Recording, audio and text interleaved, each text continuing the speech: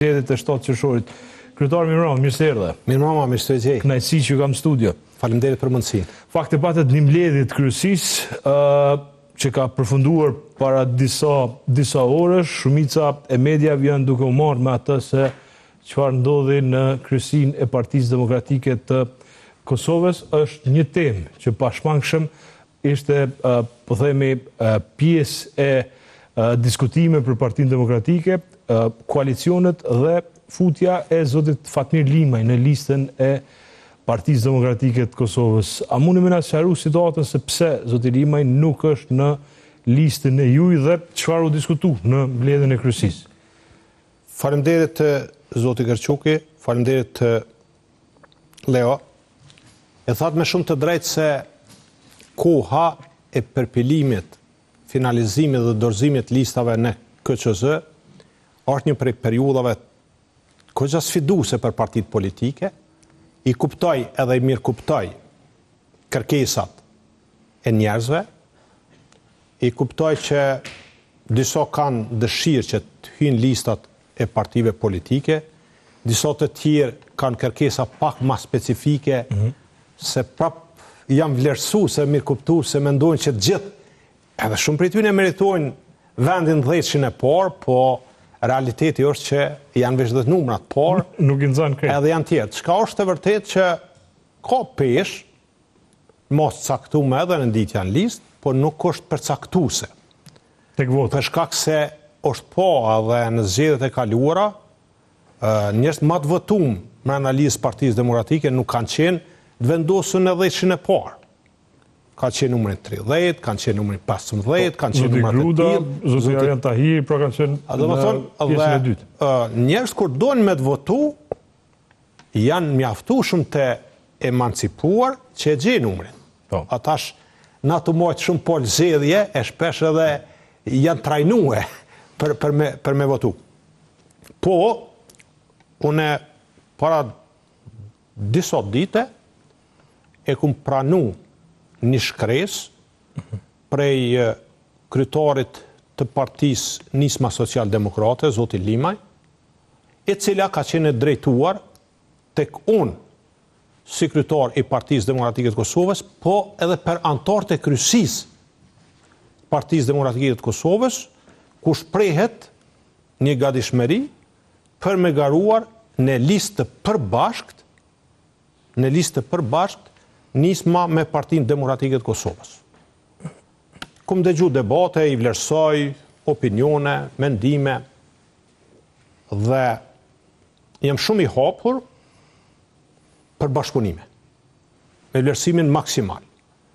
Të njëjtën, pasi që ka drejtu edhe kryesisë, edhe kryesia është edhe organ vendimars, kodër të Partisë Demokratike, dhe kemi diskutu mjaftueshëm, shumë hapur, me mendime të anëtarëve të kryesisë, pa asnjë rezervë, gjithmonë me fjalë të zgjedhura dhe respekt reciprok, dhe në fund është konstatimi thuajse unanimisht që ne mirëpresëm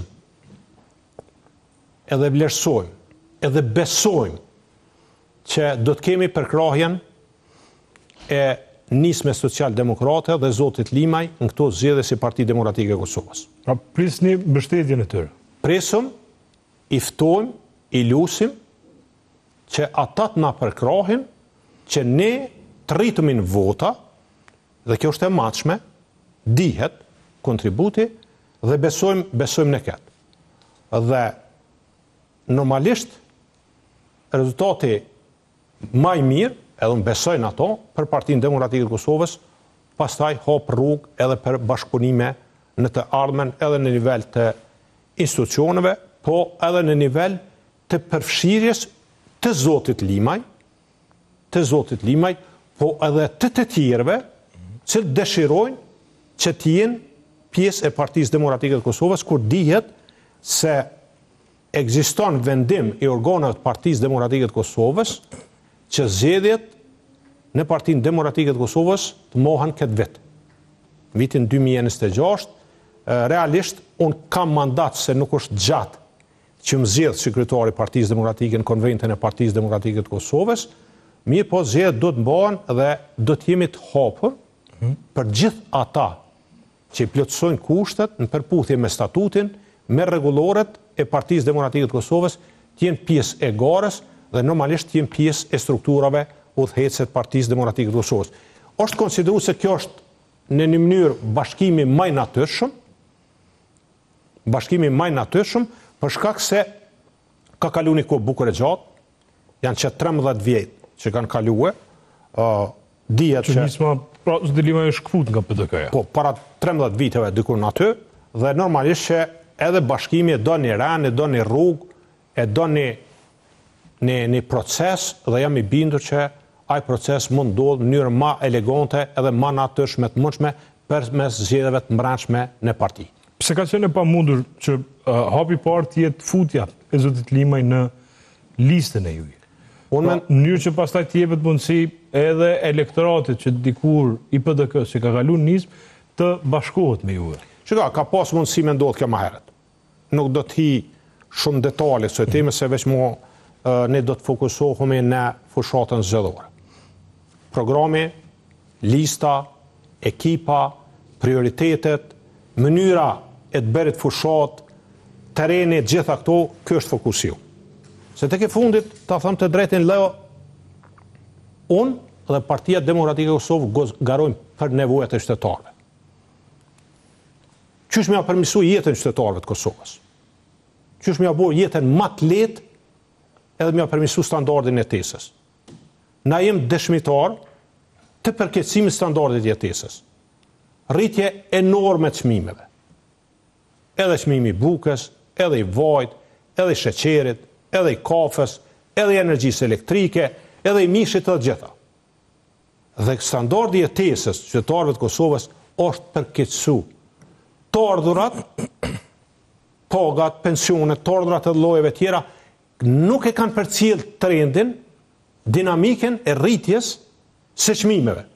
Dhe së rezultat i kësaj është përkeqësuar standardi i jetesës.